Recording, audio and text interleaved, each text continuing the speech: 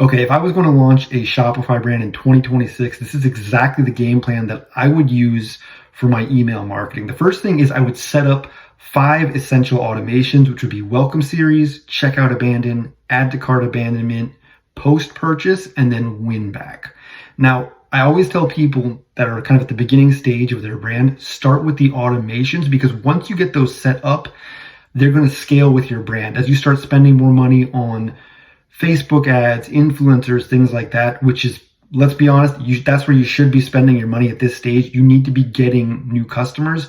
Those email automations are going to scale with your brand. So the more money you spend on advertisement, the more those automations are going to bring back to you. And with those 5, you can set them up. They can be simple. Don't worry about a fancy design for right now. Focus on the copy, plain text. You can set those up and they can run for years. I had a few clients that used the same automations I built for them for 2 to 3 years, never touched them. You should adjust them maybe once or twice a year, but they never touched them and they were still bringing in money for them. So once you get those set up, you're good to go. The next thing I would do is focus on your email pop-up. You want to make sure you have a pop-up that's converting around 3 to 6%. So dial in your initial offer.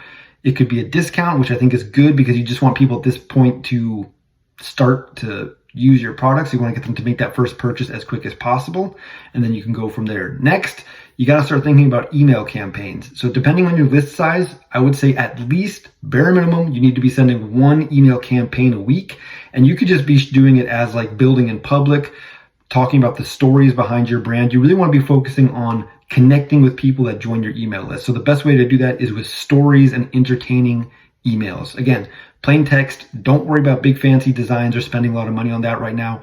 Get the bare essentials set up and you'll be ready to go from there. So that's exactly how I would do it for 2026 if I was starting a brand new Shopify brand and my email marketing strategy.